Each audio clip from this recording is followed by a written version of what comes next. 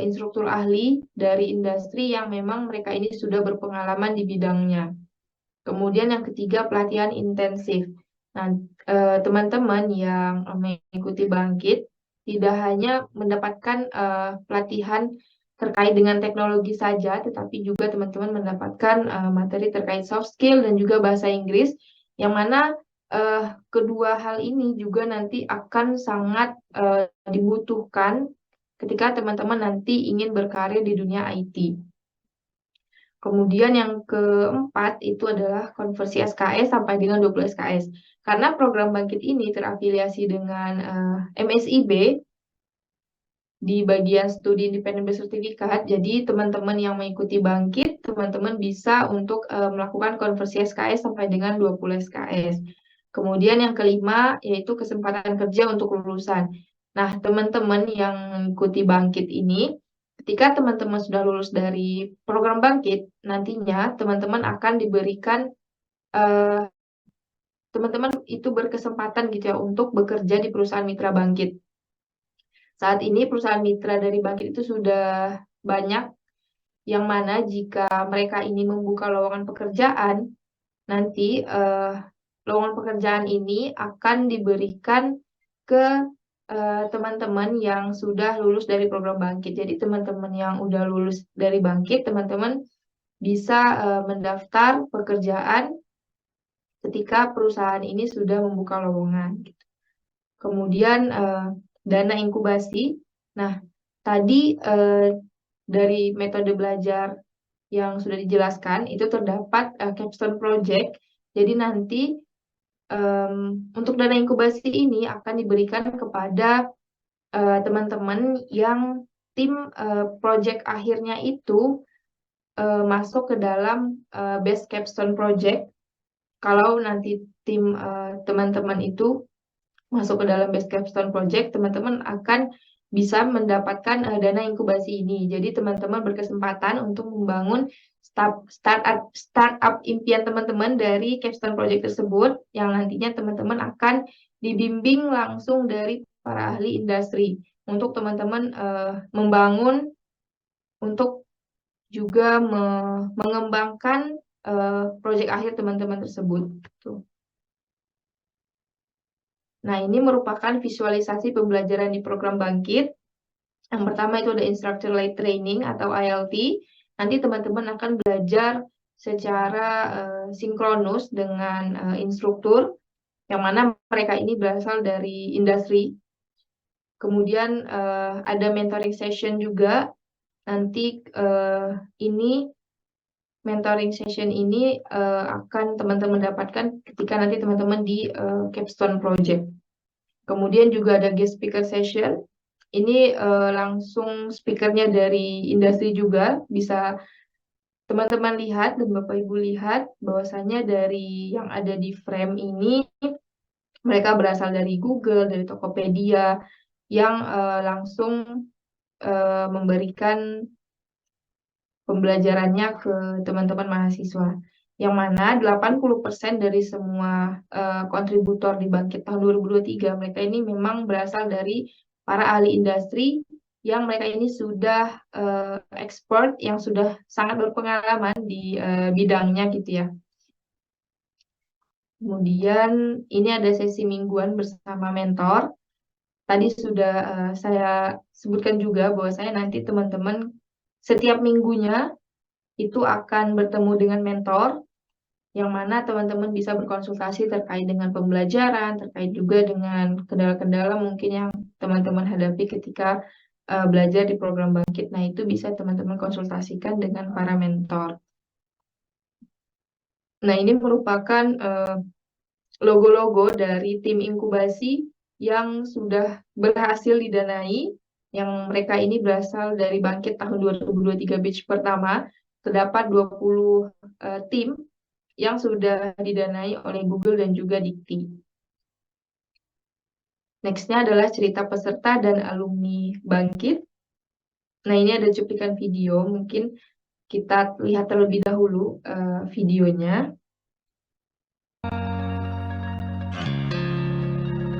Aku Aku takut ketinggalan dari teman-teman yang sudah lebih dulu belajar. Dulu aku baru sadar kalau pemrograman web itu lumayan kompleks. Latar belakang aku dari non-IT kadang-kadang membuat aku bertanya juga, kira-kira aku bisa survive nggak ya? Matematikanya itu sangat sulit. Pertama-tama saya belajar di teknik informatika. Keterbatasan ekonomi keluarga yang membuat aku bertanya, apa aku bisa? Dari jurusan Geofisika Universitas Indonesia. Dari jurusan Teknik Informatika Universitas Pajajaran. Dari jurusan Manajemen Universitas Brawijaya. Saya dari jurusan Teknik Informatika Universitas Telkom. Dari jurusan Teknik Informatika Universitas Negeri Malang. Meski kuliah di jurusan Geofisika, aku tertarik belajar IT karena saat ini digitalisasi sudah mulai banyak diterapkan di berbagai bidang, termasuk geofisika. Dulu di semester 3, aku ada mata kuliah namanya Object Oriented Programming. Dari situ aku belajar bahasa Java. Seniorku bilang, kalau kamu suka OOP dan kamu suka Java, ada baiknya kalau kamu coba develop Android. Karena salah satu drama Korea yang bernama Startup, terus aku merasa, kayaknya seru juga ya belajar tentang wawasan teknologi. Aku tertarik ke machine learning ini karena aku punya visi bahwa kita itu akan terbantu dengan komputer. Aku ingin belajar IT karena sejak kecil aku suka main komputer yang dibelikan ibu, dan ibu dukung penuh cita-citaku karena beliau ingin masa depan aku yang lebih baik. Aku pilih Bangkit karena Bangkit merangkul orang-orang non-IT seperti aku dan memberi ruang kepada perempuan untuk sama unggulnya seperti laki-laki. Aku pilih belajar di Bangkit karena program ini diadain Google dan industri keren lainnya seperti Goto dan Traveloka. Aku ikut Bangkit karena pengen belajar ingin membuat startup seperti Nam Dosan dan juga Sodalmi di K-Drama Startup. Aku pilih belajar di Bangkit karena aku melihat alumni-alumni lulusan dari Bangkit itu sangat terkenal di industri-industri Indonesia sekarang. Aku ikut Bangkit karena Bangkit punya program bursa kerja untuk semua lulusannya.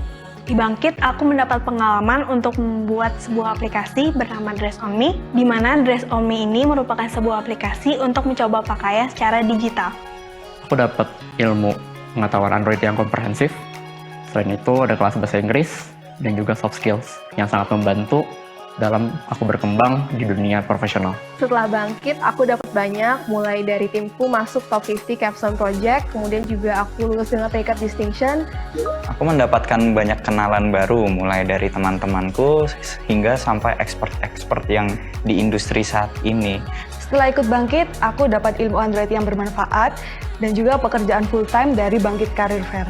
Kini, Dress On Me berhasil mendapatkan dana inkubasi sebesar 140 juta rupiah dari Google dan Dikti. Aku jadi software development engineer intern di Dana Indonesia. Sekarang aku jadi advisory associate di PricewaterhouseCoopers Indonesia. Sekarang kesibukanku adalah bersama teman-temanku membangun startup yang bernama Kerjago. Sekarang aku jadi Android developer di PT Prima Vista Solusi.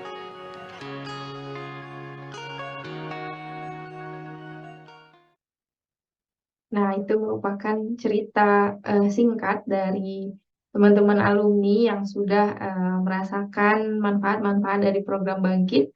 Mungkin dari teman-teman yang hadir sedikit semoga ya bisa menjadi motivasi gitu untuk teman-teman mengikuti Bangkit juga. Nah, kemudian juga ada lulusan dari program Bangkit yang mereka ini bilang bahwasanya Bangkit itu membantu mereka mendapatkan pekerjaan. Nah, yang pertama dari Feikotul Fitriah, dia berkata bahwa soft skill dan wawasan pengembangan karir dari Bangkit itu membantunya melalui proses rekrutmen di video, yang mana akhirnya membuat dia resmi bergabung sebagai front-end engineer intern di perusahaan video. Kemudian juga ada dari Muhammad Randi Pratama, yang mana dia ini merupakan seorang penjaga warnet dan operator mesin fotokopi. Pengalaman mengerjakan proyek akhir di Bangkit sangat berpengaruh terhadap karirnya. Dia ngikut bursa kerja untuk lulusan dari Bangkit, yang mana membuat dia diterima di perusahaan Anabatik Solusi Digital sebagai Product Support Engineer. Nah, untuk cerita lainnya dari siswa-siswa Bangkit, teman-teman dan Bapak Ibu bisa melihatnya di link yang ada di layar atau di blog.bangkit.academy.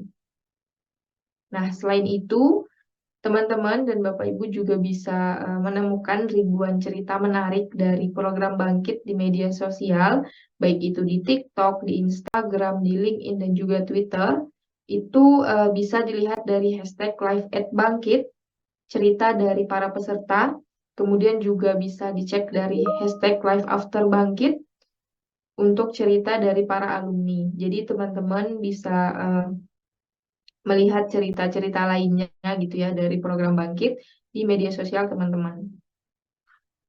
Selain itu, teman-teman juga bisa men-scan QR code yang ada di layar untuk melihat cerita inspiratif lain dari program Bangkit. Kemudian juga bisa atau mungkin bisa mengeceknya di blog.bangkit.academy atau di LinkedIn Bangkit Academy by Google, Tokopedia, Gojek, Traveloka. Nah, next-nya adalah syarat dan cara daftar di program Bangkit tahun 2024. Karena tadi sudah kita jelaskan apa itu Bangkit, apa itu keuntungannya. Nah, ini mari kita lihat syarat dan cara daftarnya. Yang pertama untuk syarat Bangkit tahun 2024, yang pertama itu harus merupakan warga negara Indonesia. Kemudian teman-teman mahasiswa harus merupakan berstatus aktif yang mana tidak boleh dalam keadaan cuti ataupun sudah lulus itu tidak diperbolehkan ya. Kemudian yang ketiga berasal dari seluruh program studi yang mana untuk teman-teman yang jurusannya bukan dari IT itu juga teman-teman sangat terbuka untuk mendaftar di program Bangkit. Kemudian yang keempat berasal dari seluruh universitas yang terdaftar di PD Dikti. Kalau dari ITERA, of course ya, terdaftar di PD Dikti. Kemudian selanjutnya, ketika program berlangsung untuk ketentuan semester teman-teman mahasiswa, untuk yang mahasiswa D4 atau S1 itu minimal berada di semester 5 atau lebih. Kemudian untuk mahasiswa D3 itu minimal berada di semester 4 atau lebih. Kemudian yang terakhir itu teman-teman belum akan dinyatakan lulus dari universitas sampai Juli 2024 mendatang. Jadi untuk teman-teman yang ingin ikut program Bangkit itu teman-teman tidak boleh lulus atau yudisium dari kampus terlebih dahulu sampai Juli 2024 mendatang. Nah, untuk tahapan registrasinya, yang pertama teman-teman bisa mengunjungi g.co/bangkit yang nanti di sana akan ada tombol apply now, teman-teman bisa mengklik tombol tersebut dan nanti akan diminta data-data yang dibutuhkan untuk pendaftaran. Setelah teman-teman mengisi data tersebut, nantinya teman-teman akan mendapatkan email follow up untuk teman-teman daftar ulang melalui application form. Kemudian setelah teman-teman mengisi application form tersebut, teman-teman nanti akan mendapatkan lagi email follow up untuk teman-teman mengerjakan assessment test di platform Decoding. Setelah teman-teman menyelesaikan assessment testnya, baru nanti teman-teman bisa daftar Bangkit di platform Kampus Merdeka.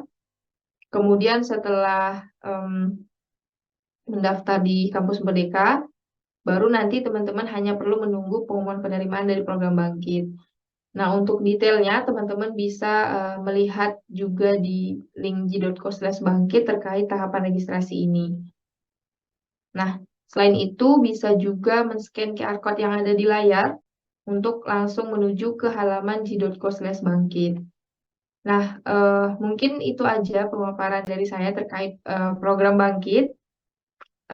Teman-teman jangan lupa daftar Bangkit ya. Mungkin selanjutnya saya berikan kepada Pak Eko lagi. Terima kasih. Baik, terima kasih banyak Bu Vina atas pemaparannya.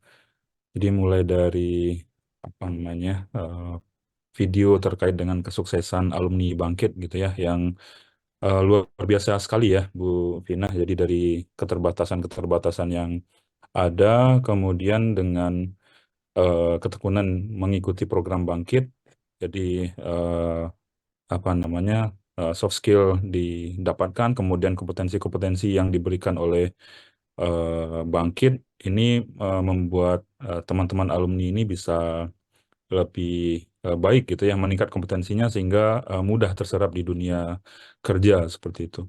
Kemudian juga telah dijelaskan ada 3 program utama ya Bu Vina ya, ada 3 program utama atau kurikulum yang bisa teman-teman pilih nantinya, yang kiranya tentu akan teman-teman butuhkan gitu ya. Kira-kira kompetensi yang teman-teman butuhkan itu ada di program mana gitu ya, dari ketiga program yang ditawarkan tadi. Terima kasih banyak Bu Vina. Mudah-mudahan ini bisa memotivasi mahasiswa kami gitu ya untuk apa namanya mengikuti kegiatan bangkit ini. Kemudian dari record atau rekam jejak yang Bu Vina sampaikan di tahun 2021 itu cukup baik ya Bu ya. Jadi ada 7 lulusan yang baik gitu. Namun di batch berikutnya hanya sedikit yang lulus Bu ya, dari sekian yang mendaftar hanya sekian orang yang lulus ya. Mudah-mudahan di batch berikutnya ini lebih banyak lagi yang lulus, kemudian bisa mendapatkan peringkat lulusan terbaik juga gitu ya, sehingga tentunya akan menjadi bekal nantinya untuk kedepannya gitu ya. Apakah nanti akan bergabung di eh, mitra-mitra program bangkit ataupun perusahaan-perusahaan lainnya. Baik, berikutnya mungkin kita buka sesi tanya jawab, Bu Vina ya. Jadi silahkan teman-teman mahasiswa ataupun Bapak Ibu dosen yang ingin bertanya. Dari pemaparan tadi mungkin ada beberapa hal yang masih belum jelas gitu ya, silahkan ditanyakan. Bagi Bapak Ibu atau teman-teman yang ingin bertanya, silahkan menggunakan fitur raise hand saja. Atau bisa juga mengetikkan pertanyaan di kolom chat ya, silakan. Oke, Anindya Anissa Agung, silakan.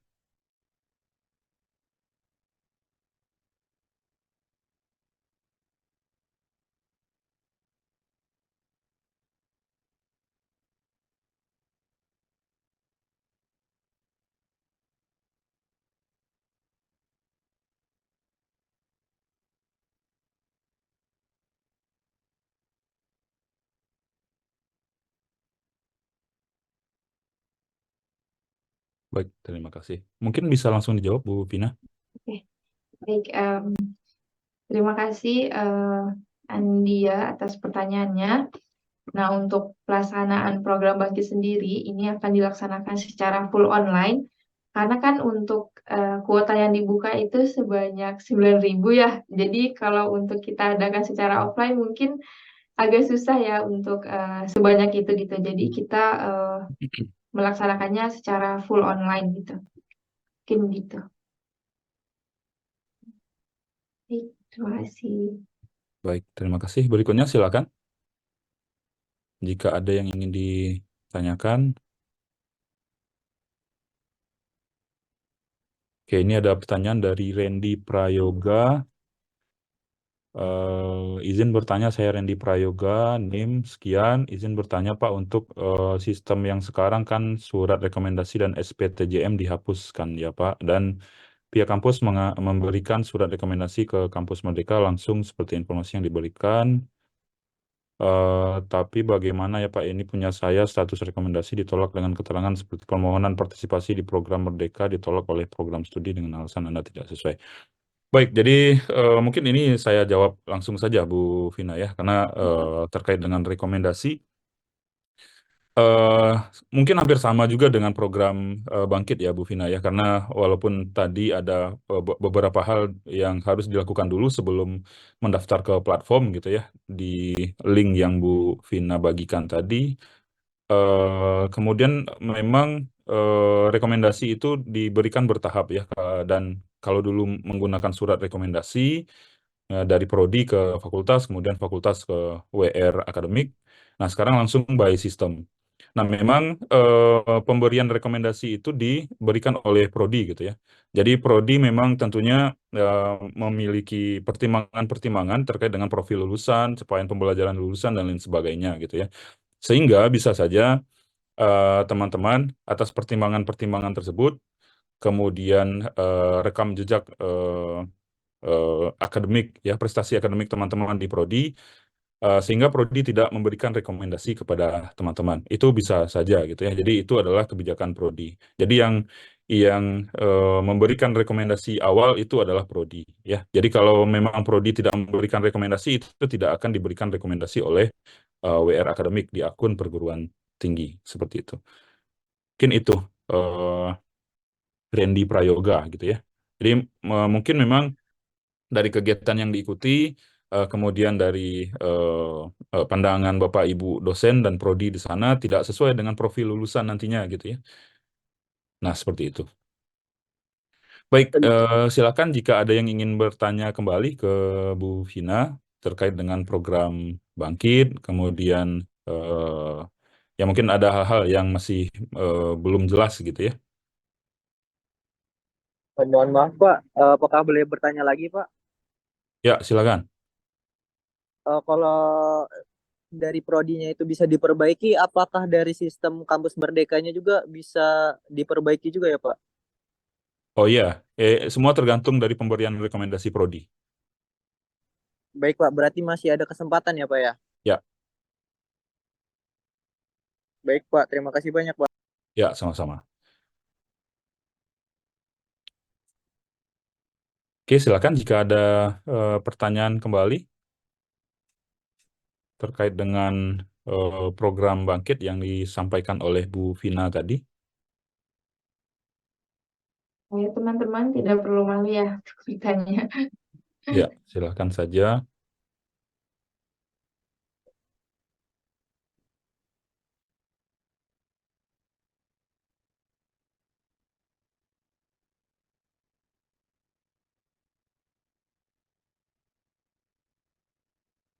Oke, mungkin dari saya ingin bertanya juga sedikit Bu terkait dengan program Bangkit ini. Nah, tentunya apa namanya prodi gitu Bu ya, dosen-dosen di prodi harapannya tidak hanya seperti seolah-olah melepas mahasiswa kami ke Bangkit ya Bu ya. Jadi melepas kemudian mendapatkan nilai atau apa namanya rekognisi dari program Bangkitnya seperti itu ya. Nah, kira-kira agar ada komunikasi antara prodi, dosen-dosen dengan tim di Bangkit sehingga kami tahu di minggu ini mahasiswa kami mengerjakan apa, kemudian kompetensi apa yang telah didapatkan oleh mahasiswa gitu ya. Itu seperti apa kira-kira Bu Vina? Apakah ada wadah untuk itu? Katakanlah prodi bisa diberikan apa namanya kesempatan untuk berkomunikasi juga. Ini mahasiswa kami ini, apakah memang kompetensi ini sudah memang terpenuhi atau tidak seperti itu? Baik, mungkin itu Bu Vina. Mungkin saya jawab ya Pak. Terima kasih atas pertanyaannya. Jadi untuk Bapak Ibu yang mungkin sebagai pembimbing ya di kampus, karena kan nanti ketika teman-teman mahasiswa mengikuti program Bangkit sudah dinyatakan lolos gitu ya, nanti ada form konfirmasi yang perlu teman-teman mahasiswa isikan, yang mana nantinya di dalam situ juga akan terdapat data dari dosen pembimbing, yang mana nanti juga akan diminta terkait nama, nomor telepon juga, dan juga email, yang mana nantinya ini akan digunakan oleh tim Bangkit untuk menginformasikan seperti yang tadi sudah Bapak bilang, terkait progres dari peserta dari ITERA mungkin yang nanti di program Bangkit. Nah, itu setiap bulannya nanti dari tim cohort atau tim peserta tim siswa itu akan memberitahukan atau menjadwalkan setiap 1 bulan sekali itu memberikan report terkait pembelajaran mahasiswa gitu ke para dosen pembimbing.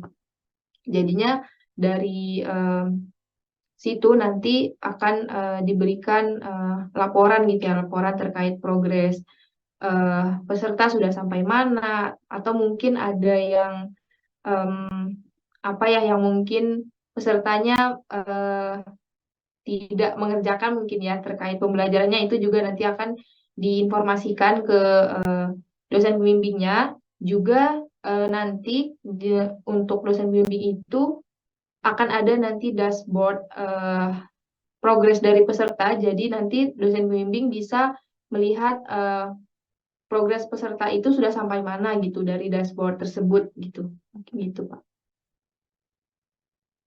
Baik, terima kasih Bu. Jadi setiap prodi nanti akan ada ini ya dosen pembimbing, kemudian diberikan akses juga untuk ini Bu ya di sistem agar bisa melihat progres dari mahasiswa-mahasiswa yang mengikuti kegiatan tersebut.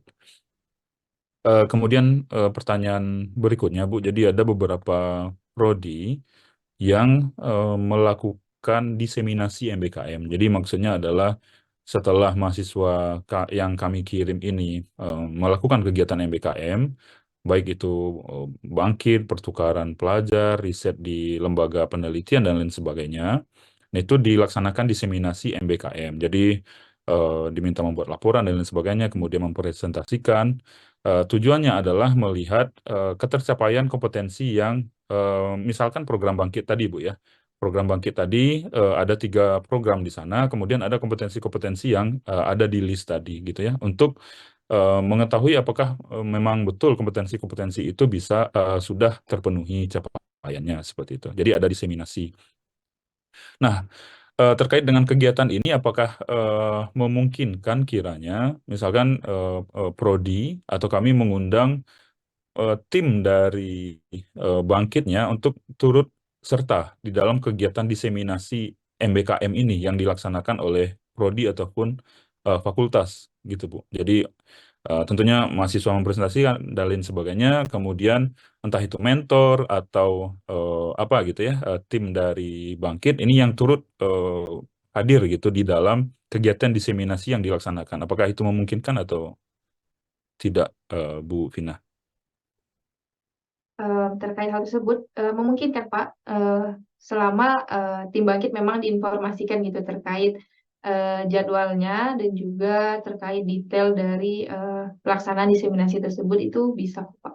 Nanti mungkin setelah diinformasikan terkait jadwalnya, nanti dari tim bangkit akan diskusi